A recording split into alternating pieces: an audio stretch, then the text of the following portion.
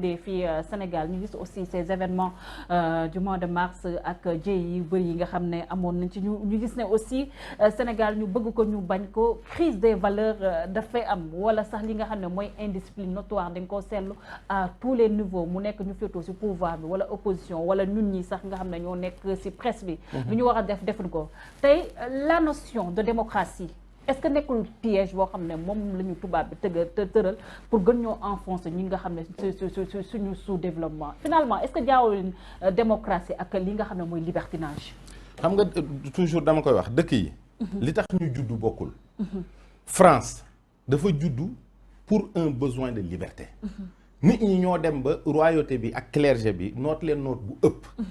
Amérique c'est pour des intérêts pécuniaires li ñuy wax la Boston Tea Party parce que dañu yokkoon taxes yi ñu mer dem ci géej gi di fa sànni ay keesu tee Sénégal indépendance lañ juddoo indépendance mooy lan moom la kenn xamul lan la parce que indépendance amul rapport direct ak population bi nit ñi seen quotidien mën naa bañ a changer donc aujourd'hui cette notion de liberté-là, acte de démocratie, parce que je dis bien que les démocraties modernes sont mourantes.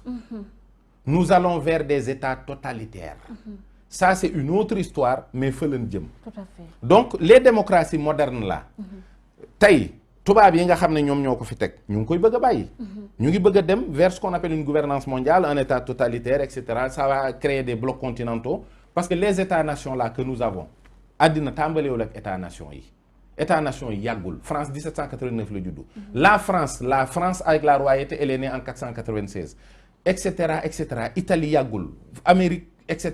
donc ñun Sénégal bu fekkee dañu war a juddu lu am réew il faut que le Sénégalais existe d'abord pour autant de Sénégalais ñu mën a def une nation.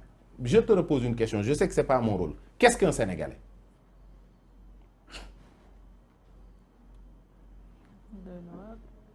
man de à part sama carte d'identité xawma boo ma doon définir loolu sénégalais nu ma lay wax très franchement posez-vous la question vous qui nous regardez qu'est-ce qu'un sénégalais xam naa luy séeréer xam naa joolaa xam naa tukulóor xam naa jullit xam naa catholique xawma luy sénégalais et je te pose la question à savoir qu'est-ce qu'un sénégalais. Et moi je n'arrive pas à vous répondre. Merci. Donc tey en tant que sénégalais ma nekk ministre rendre service sénégalais yi ñooy ñan lan mooy loolu lan la may jural boo gisee tey par exemple en tant que mouride ma mën a participer au développement de cette communauté là parce que je m'identifie à cette communauté mais cette communauté là me donne une identité réelle bu ma mën a palper. Cette culture du patriotisme dañ fa amul wala ñun on dirait que la colonisation dafa stopper suñu ay processus aussi. amoon nañu sax xam nga nit ba tey sénégalais boobu may laaj lan mooy sénégalais te xamu ko.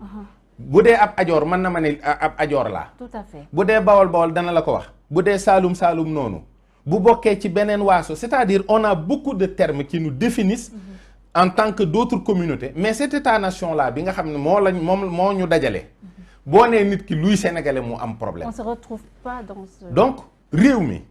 bu fekkee dañ bëgg mu doon am réew. buñ koy tabax doomi réew mi la ñuy wax ñu yenu ay birig indi. ñu xool birig yi yu ci mën a dem ci tabax bi yu mën a dem ci forme de pente yi yu mën a dem fii ñii karo la ñu indi nangam ñu construire un homo sénégalensis après ñu construire un état sénégalais pour mën a jëm ci kanam bu boobaa investir en tant que sénégalais ci mbir. pour rendre service au Sénégal dina mën a am. lii dañ koy màbb pour mu mën a dem. Tout à fait. ñu wax ci benn sujet vous parlez de quelqu'un pour buy rendre service aux Sénégalais waaye dafa mel ni comme kilifa gu tedd ku mel ni comme Serigne Mountakha Mbacké yal na yàlla yokk leeram moom mu ngi ci bay wàllam bu am solo parce que gis neen na jamono Covid bi moo nekkoon la première personne bi rek nga xam ne indi woon na ci exemple bu am solo ñu gis ne aussi fan yi passé amal neen foofule à Touba récital li nga xam ne mooy xasaayit pour préparer li nga xam ne mooy màggal bi aussi jur polémique par rapport ak Covid bi ban jàngat nga ciy def. waaw màggal gi déjà je pense que sax bu juree polémique par rapport ak Covid bi ñi indi polémique bi war nañ ñu wax lan moo tax waruñu màggal parce que ñoom personnellement dañ naan demuma moom loolu la ñuy wax volonté de santé publique wala xool xam ne lii am na risque wala am na danger ci population bi taxul ñuy wax de ñoom ñëpp dañoo mer. Ah bon? waaw dafa ñoo am ay problèmes personnels c'est-à-dire gis naa ne. mais ku mel ni Moustapha Diakhaté lui il est. Moustapha Diakhaté ba mu meree Macky Sall ba léegi. ba mu meree Macky Sall ba léegi. ñëpp la mere.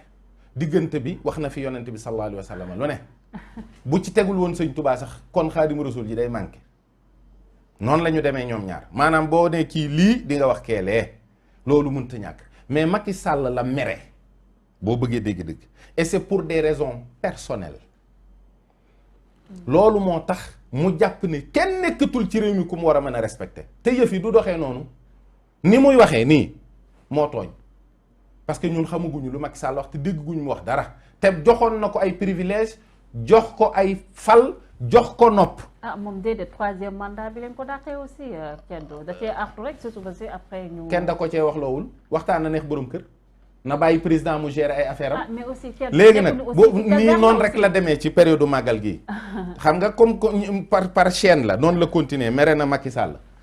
daal di yéeg ca kaw mere yonent bi.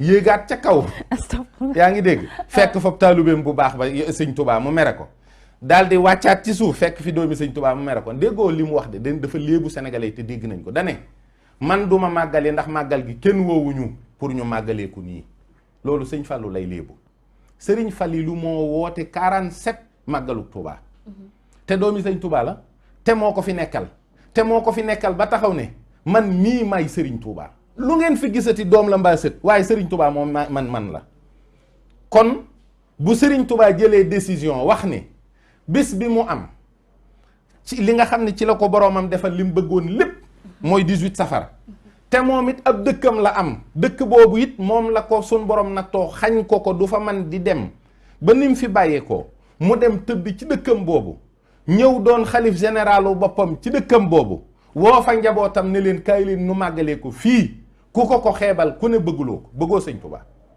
léegi nag Serigne Touba it condition bi mu joxe pour màggal si mooy képp koo xam ni sama mbég sa mbég la moom bu mu ñëw parce que xëy na mbégum Serigne Touba du mbégam. ah bu wax loolu waaye. ah man de dinaa wuy ji Serigne bi. mun na am contexte bi la rek. contexte bu mu mën a doon. wàllu benn ci contexte yooyu dabul contexte bi sëñ Touba dundee. gis nga njaag bi tey Serigne Touba rek ay góor. gis nga li fi sëñ Touba daj déggagoo ñu ne moo Pa Demba ñoo àndoon bi mu koy daj keroog bi muy dugg ci bureau gouverneur moom keppa boobu accusé nañ ko ba defar procès verbal béegi lépp ba signé ko keroog bi ñu koy dugal ci cage bi gaynde yi ne am na tubaab bu reculer ree wax ne ndax sax ma yëg ni nga yëg mettitu dee ci gémmiñu gaynde gi keroog bi ñu koy indi fii ci Ndakaaru dafa woor dogul ndax néeg biñ ko sànni ay dëjë fa ne ak i pont deretam bi muy tuuru deretu kenn newut ci wet ga bi muy dugg ci bato bi dafa fanaan ñetteelu fan ba muy dem àndul ak kenn murid yi yëpp dañ naan Cheikh Rafal mooy Babul Mouridine moo ci gën di guerrier moo ci gën di góor gën a ñeme Cheikh Rafal bi mu duggee ci gaal gi dafa jooy kepp newut sëñ bi daan ànd parce que du dem sëriñ bi rekk a dem liggéey ko ci condition yoo xam ne bis bu set bakkanu sëriñ bii la tubaab bi doon jéem a jël pendant 7 ans